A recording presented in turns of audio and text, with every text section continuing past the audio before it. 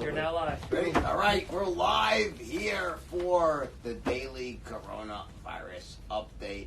Not meant to scare you, but to inform you so you can make responsible decisions and also maximize any opportunities that this creates. I don't mean opportunities to gouge people, to try to overcharge things, but to actually pivot and take advantage of opportunities that might arise with shifts in consumer buying patterns, consumer behavior. For instance, some very obvious things here in terms of what industries could benefit, like it's like streaming services, remote learning services, anything in like Zoom, for example, right? You know, think about how much demand is going to be for all these students that are going to study from home now. So, you know, no more classroom learning for a while, and eventually home-based learning. This could actually lead to a paradigm shift where, you know, that tipping point of like, do I learn in a classroom or from home? You know, it's going to actually might tip over now and could become not a permanent thing, but certainly much more accepted even when this pandemic is over. And as I said it's not going to get that bad. You know, the bottom of Wall Street won't be there until they utter the dreaded P word, right? Well, guess what? That P word was pandemic, and today they uttered that P word. I'm not going to say I was so smart to say it. I think it was pretty obvious to most informed people that this would become a pandemic. It's incredibly contagious. Someone that I love very much probably has it right now. They haven't gotten their test yet, but it's no joke, okay? Fortunately, they're young and they're healthy, so it will pass, but it's something to really to take seriously, but also to remember that life goes on. All right, so I have a lot more to say, but I'll say it in the context of answering your question. So I got Bobo here. Hey, what's up, guys? All right, Off so camera. Bobo's going to read off some of the questions we have. I'll answer those questions and chime my own thoughts along the way. Okay, this first one is from the Bruce IT. He says, if you were in Italy right now, what would you do? What steps would you take as a businessman?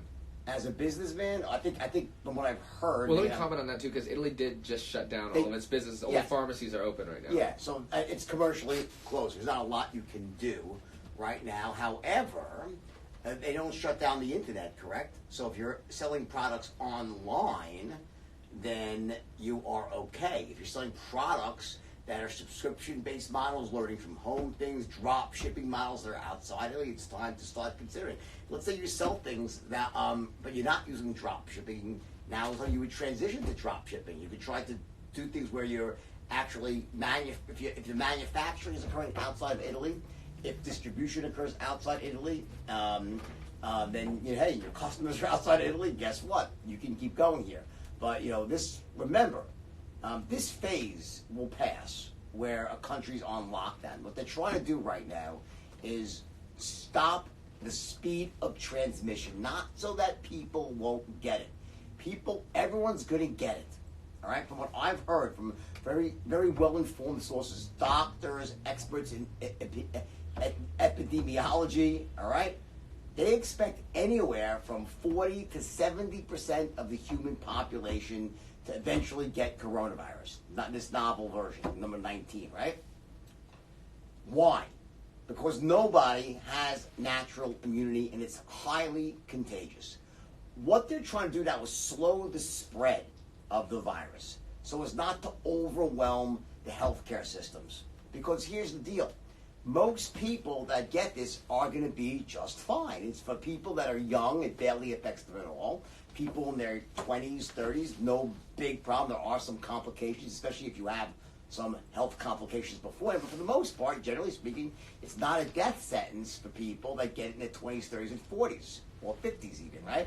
But when you get into your 60s and 70s, especially if you're compromised in some way, you got a serious chance of it becoming either fatal or requiring serious hospitalization and intervention, in being intubated. Perhaps there's support needed for your kidneys and your heart, whatever that might be. What they can't afford right now is for all the cases to come in at once.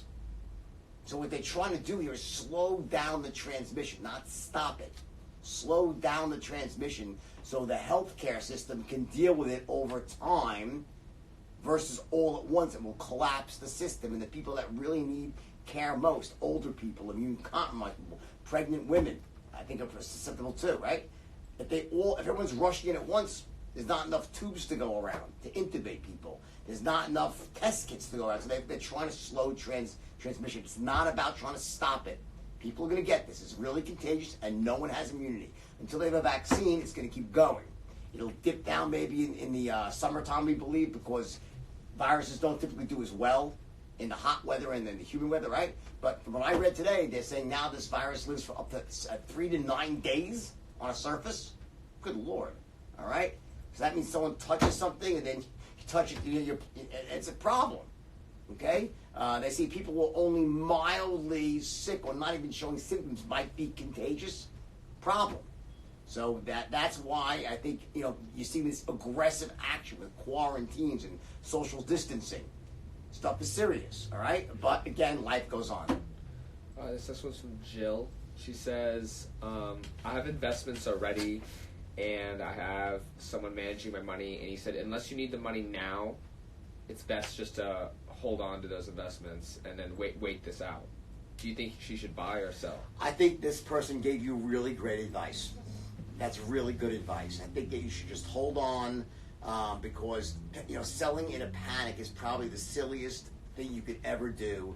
And I'm not saying that because I'm not going to tell you what I think the market goes. By the way, I think the market goes lower from here. I think it goes down to the 10 to 20% from here. Okay, I do. I don't know that for a fact, but I do. But still, to be selling because of a panic, you have to be a long-term play here. You should be, and hopefully your money manager sounds like he's got his head screwed on straight, or she has a head screwed on straight, and you're not going to buy something or sell something on any given day because of what's happening with coronavirus, right? You want to take a longer-term horizon on your investments than that. If you want to play that timing game of getting in and getting out, it's very, very difficult, all right? Next one from 𝐒𝐭𝐥𝐿_SAQYB 𝐒𝐭𝐫𝐿. It's the best I'm going to do with that name. Sorry, man. If the virus hits badly, then what would be the future of commodity metals? Commodity metals. So, metals, there's precious metals, there's semi-precious metals, there's strategically important metals for manufacturing, there's metals that are required for defense, metals that are required for medication, there's metals required for diagnostics. There's all different types of metals. So metals is a very broad commodity term, right? Generally speaking, what coronavirus is going to do is suppress demand for everything. There's going to be a drop in demand overall for goods and services.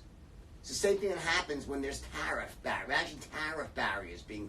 That's why people hate tariffs that are really economically wise. They say tariffs could lead to depressed activity economically because you stop people from trading. What's happening right now is social isolation, by definition, means people stop getting together and talking and trading, whether that's ideas, that's goods and services in person, right? So economic activity slows down. Well, again, economic activity, go back to the beginning. Well, manufacturing requires what? Certain types of metals. Where do those metals come from? They come from the ground. Okay, and there's some that are stockpiles. Strategically, most are. There's certain amounts of stockpile. And at any given moment, there's X amount of raw metal in various phases of production and refinement as it gets made into the finished product. So there is this sort of pipeline of any commodity at any given moment. But those all trade based on what's called futures, right? There's the future value that when you see the price, it's based on a future value for delivery in X date. So this is all about saying, okay, well, when I'm thinking of buying a metal, you're not usually buying the physical metal, you're buying a futures contract on that metal. And people will say, well, chances are in the future, demand's going to be a lot lower because everyone is staying inside, no one's buying anything, fear is reigning supreme right now. Because of that, demand drops, demand for the metal drops. So what happens? When demand drops, the price drops. So it's probably going to be somewhat bearish for metals. However, then you have things that are considered storehouses of value, like gold, silver sometimes can be seen. So in those cases where it's a precious metal like gold, right, that's a flight to quality. People will start buying gold because they're losing faith in the economies of the world, meaning U.S. dollar-based, which is, we live in a dollar-based world, right? So as the people lose faith in fiat currency, they typically run to precious metals like gold. And that's why gold will rally in times of uncertainty. And that's proven to be true in this particular case. Interestingly enough, I'm not surprised at all, because I never was a big fan of cryptos. Cryptos have not acted that way. Cryptos have gotten crushed in this whole thing. When it going down 25% in one day last week, or even more. Why? Because cryptos are not. They were supposed to be an alternative safety haven, but they're not. They're not looked at that. They're speculative in nature, and speculative instruments go down in times of uncertainty. That's why crypto is getting crushed as well. Okay? All right, next one's from 𝐒𝐭𝐫𝐿 on Instagram. He says, people like Dan Pena are talking about the biggest wealth transformation of all time. Could you explain what he meant by this, and how bad do you see the next recession hitting? Well, I think that Dan Pena is very smart. I didn't hear the context of his quote, but I'm sure what he was talking about is a very obvious thing, is that in times of great crisis, there's times of great fortune. People make great fortunes when things are repositioning and there's things are shaking out. There's disasters. There's always time, and like they say, when blood is in the streets, that's the time of great opportunity. So I think Dan is right in the context he's saying it without hearing it, but I'm guessing that's what it's about, that of course there's going to be amazing opportunity on the heels of a lot of pain that people feel who aren't quick to react to this. There's going to be moves that need to be made. That's why I'm doing these podcasts, these daily updates, and my podcast is about coronavirus right now in the context of how do you deal with it as a business person and as a person in the workplace and as just a human being walking through the planet that cares about your kids and your future, right? How do you live your life with this going on right now? Dan is right. There's going to be massive opportunities, and that will depend on just how deeply this goes, how long it runs. There are things that are not foreseen yet. We couldn't really say everything that's going to happen. How far does this shake out? It could get a lot worse. It really could. Or it could actually not be quite as bad in terms of that. I think the reason that the WHO, the World Health Organization, declared it officially a pandemic is because they want people to take this seriously. They want people to understand that the stakes are really, really high. Because frankly, one thing that I think China has proven, assuming that what they're saying is true, is that their radical and sometimes draconian measures they took, and necessary measures they took to stop the spread of this, worked. They would actually slow down the transmission. It was out of control in Wuhan, and they literally cordoned it off. They closed it down. They quarantined the whole geographic area, and now they're ahead of the virus. This does not mean that people will not still get it in China, but they're pulling ahead now versus underwater with exponentially increasing number of new cases every single day. So I think that the WHO understands that it's so critical right now that we do take this seriously in terms of social distancing and slowing the transmission as much as possible so the healthcare systems can slowly or as quickly as possible adapt to this new stress, get the resources in place as quickly as possible, including testing kits. My daughter is anyway, okay, my daughter's in New York. I'm worried about her. I'm worried about my kids here, okay? And, it's hard to get testing kits, okay? Next question. All right, I have a question for myself because I feel like people aren't asking, and it'd be interesting. Obviously it's going to be affecting people who are over the age of 70 much more than people who are younger. Yeah. If you were in their position and unhealthy, would you consider moving, at least for the brief time being, to a warmer and more humid climate to escape it, or how would you escape this? Good question. Really great question. So I want to just use that question to address a really, really important point.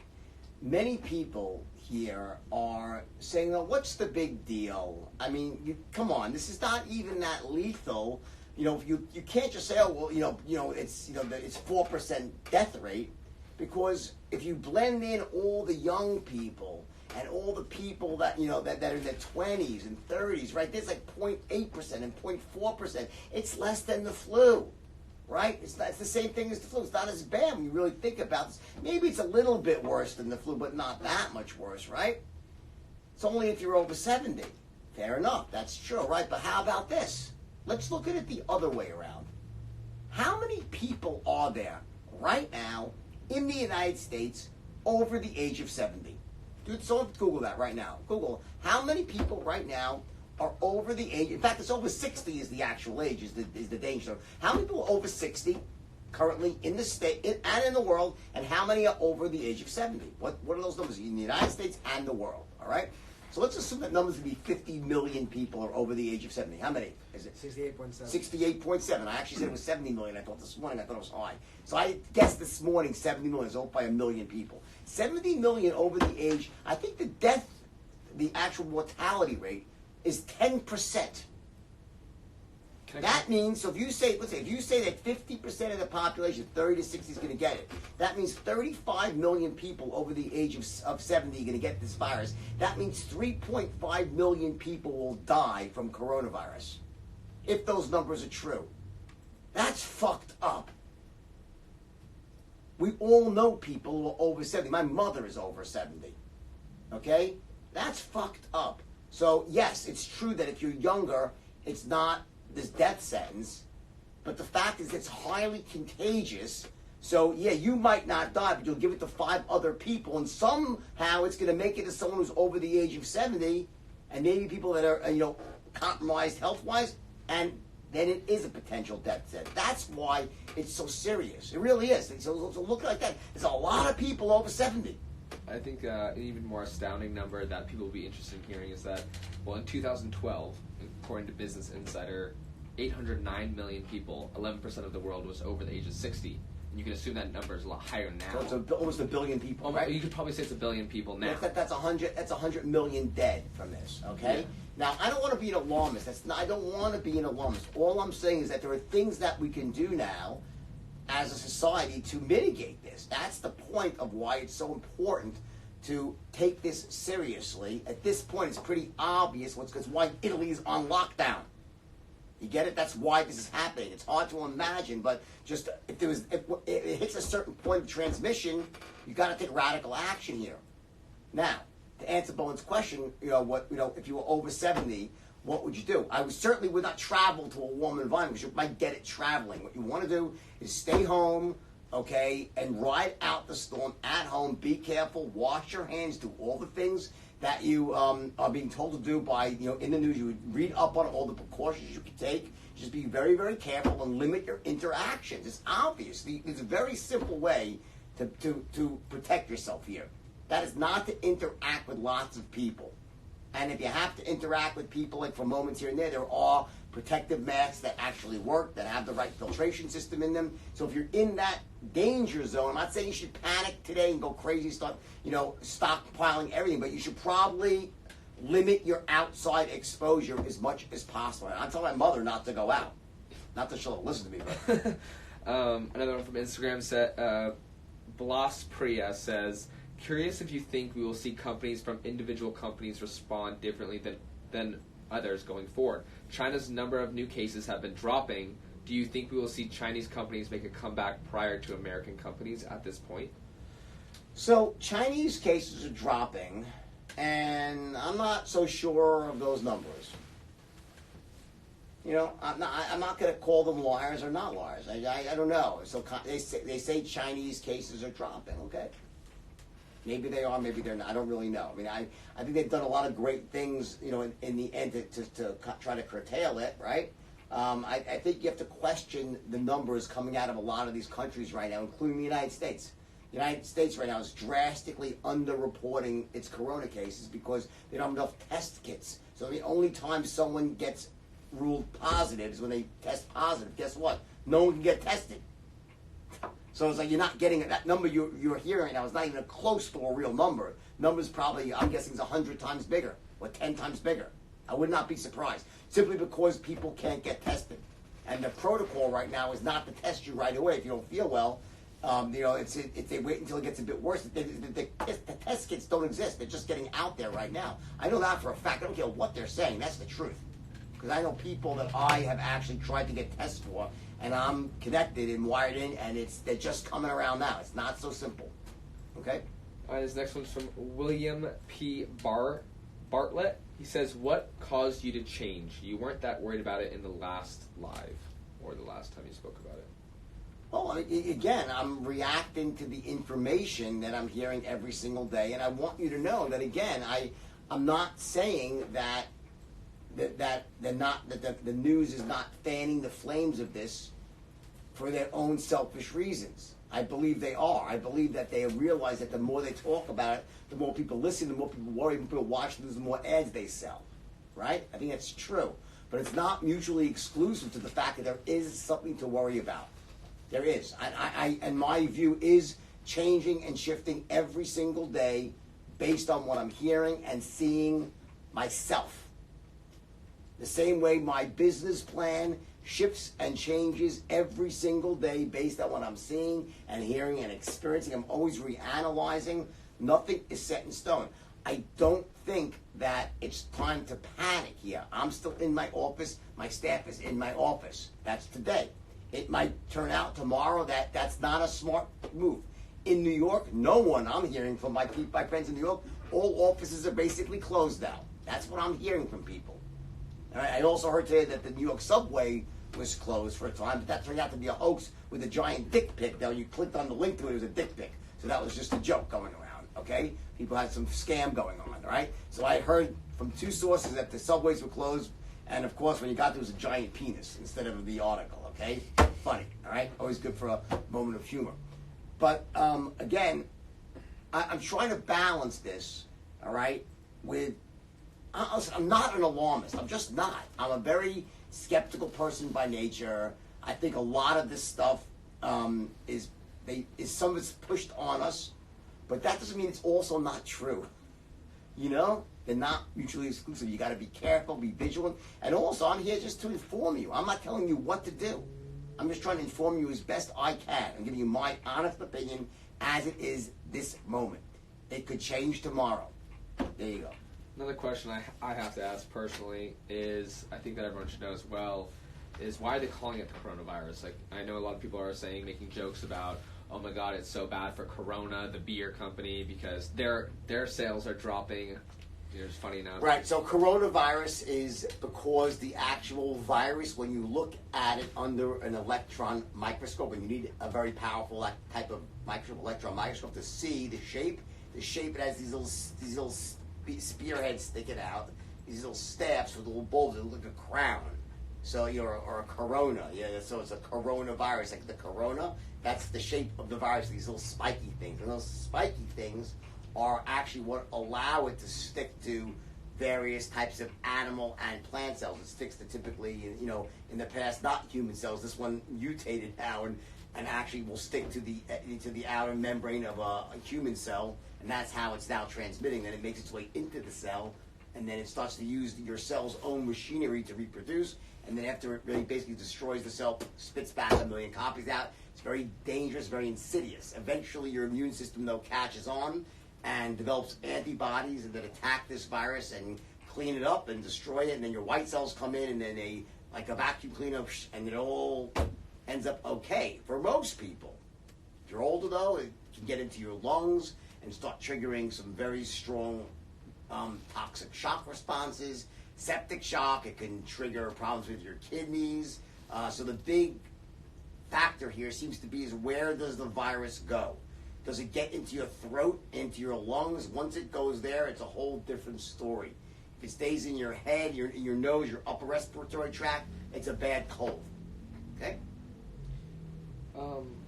This one is from Paulo Jr. 115. What is your advice for Africa during this coronavirus?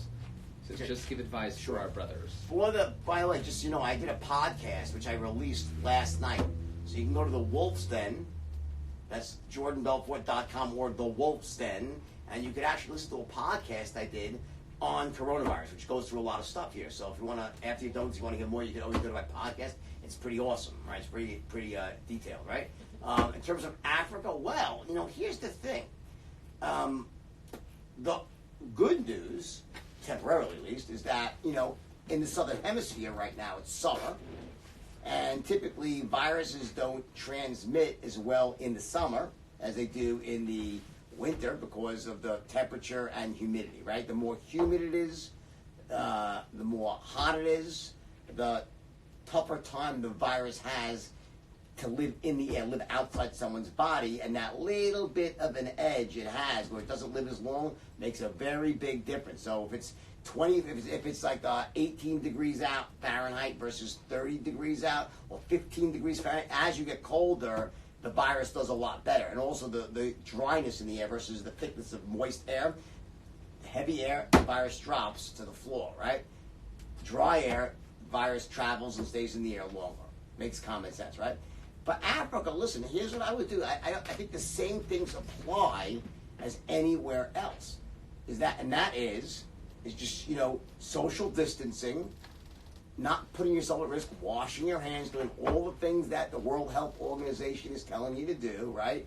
But also remember this, depending on what part of Africa you're in, you also have to make sure that the supply chain is, not going to get stressed to the point of fracture, meaning where if there are certain basic necessities, I won't tell you to go hoard things, but just, depending on what country, make sure you have enough supplies for 2 weeks. I think it's really a 2-week hunker down period here when things go bad. That's how long it takes to really interrupt the flow of the virus, is 2 weeks. So, I just make sure you have enough supplies for 2 weeks.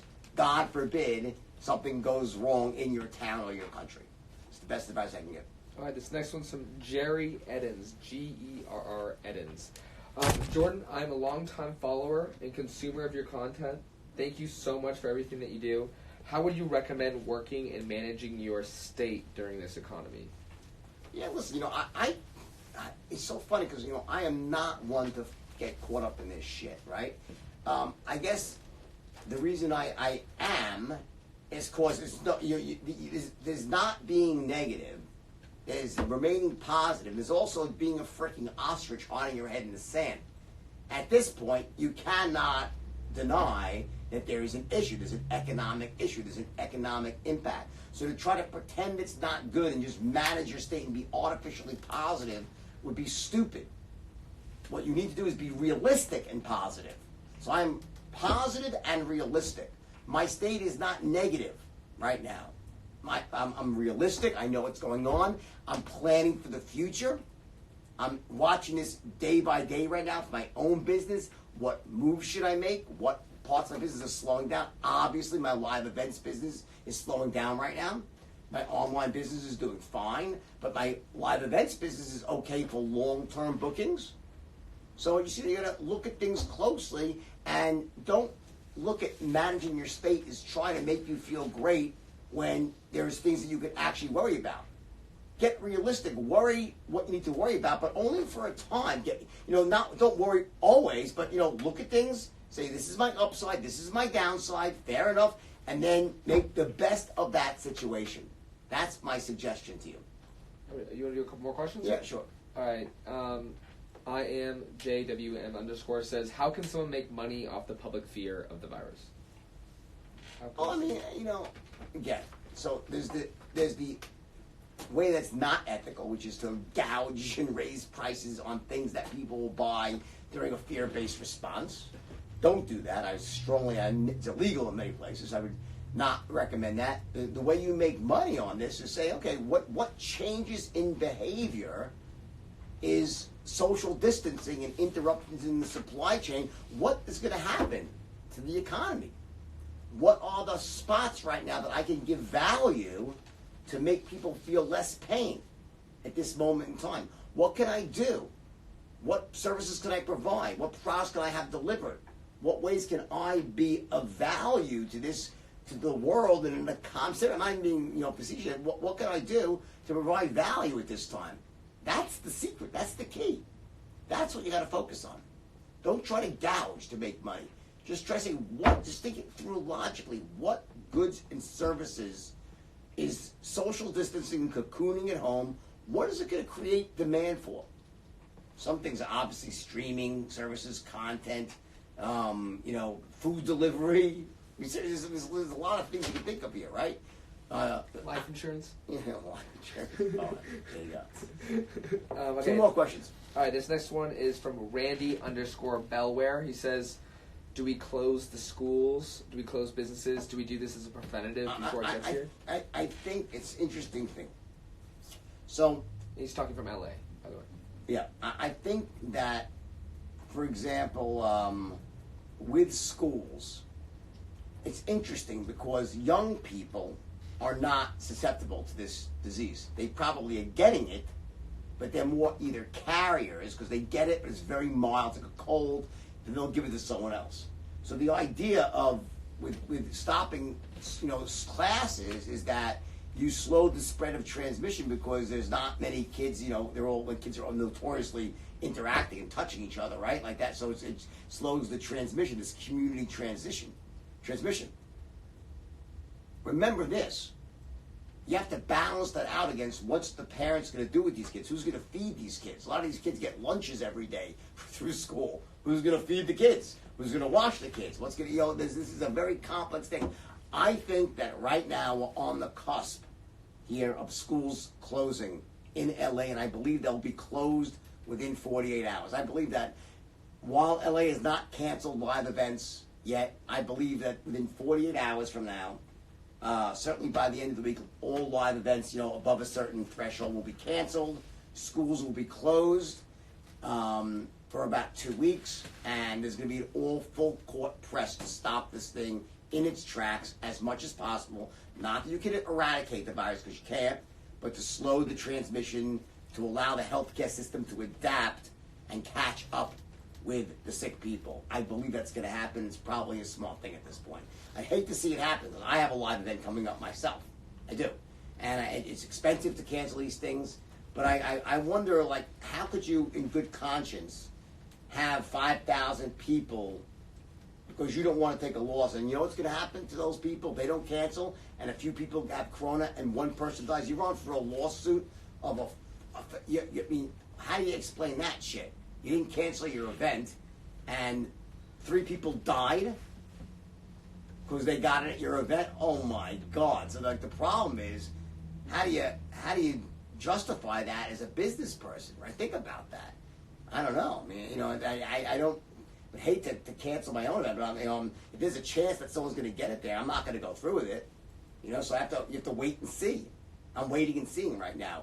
Does it slow? Does it reach a critical mass in time for my event to go on without a hitch? I'll make my decision based on, if I think it's not safe for people, I'll take the loss. Also to comment on that, all the schools like USC, UCLA, they're all done for the year. They're not taking their finals. I'm talking about public schools. Public schools, yeah, right now. But I think in USC's what college public school? No, I'm talking about more like the lower grade schools. They're still in session, I think, aren't they? I don't think so. That's what I'm hearing. In New York, they're all in sessions, aren't they? Online classes. I think it's switching to online mostly, right? Are they in LA? No, the schools are not closed in LA. I don't believe so. I can look it up. I don't believe so. No, I think the school, last I read it a few hours ago that they had not closed. They're thinking about stopping all live events over a certain threshold. Yeah, Coachella. Yeah, well, Coachella, the big ones are closed. You can't have it. How could you have a live event? You can't do it because think about what's going to happen. If so many people die, I mean, the liabilities are incredible. But they're moving it back. They moved it back to October. No, it's not being canceled, right? No one's canceling things. They're moving things back, which is a big pain in the ass as is. Yeah. One more question. All right, one more question. I like this one. A second ago, it says, William B. Bartlett says again, Wolf, do you think that the news is pushing Corona more than they should to fit political purposes? Partially. I think MSNBC and CNN obviously are cesspools of liberal bullshit. And I say that, I hope you're listening, because, shame on you. Because, to try to blame this on Donald Trump, oh my God, any more than Barack Obama, come on. I mean, really? I'm not saying because I love Trump, I hate Trump, but it's so stupid. This is not a time to be politicizing a virus. It's really not. It doesn't care if you're a Democrat, a Republican, a liberal, a conservative, or a liber-fricantarian, okay? It's coming for all of us, okay? And that's not, listen, and the flu is coming for us too, right? Come on. Not the end of the world here, but to blame this. When I watch the commentators, just like Rachel Maddow, just so obviously, purposely finding a negative slant that it's Trump's fault. Come on. No one believes that shit. Really? Does anyone really believe that? I mean, come on. I mean, I'm not saying he's handling it right or wrong. It's not even that. But it's not like he's purposely trying to screw up and hurt people. He's trying to balance not creating more panic and destroying the economy which would hurt his re-election, but also just be bad for. We don't want to destroy our own economy. He's trying to balance out safety with economic concerns, and also not to scare people unnecessarily. As I said, it's an interesting thing because you got to look at it. The scary part for me is when you look at it from the perspective of a 70-year-old. Shit, there's a lot of 70-year-olds out there. That's a lot of people potentially going to the grave when they shouldn't be. That alone, to me, is enough to really think long and hard about doing everything possible to slow down the transmission, but do it in a way that, it doesn't destroy the economy. And there you go. And for those of you who want more information, I have my podcast out right now, The Wolf's Den. You can get there on iTunes, Spotify, share it with your friends. You go to my website, jordanbelfort.com. I'll be back again for another Corona update very soon. Take care.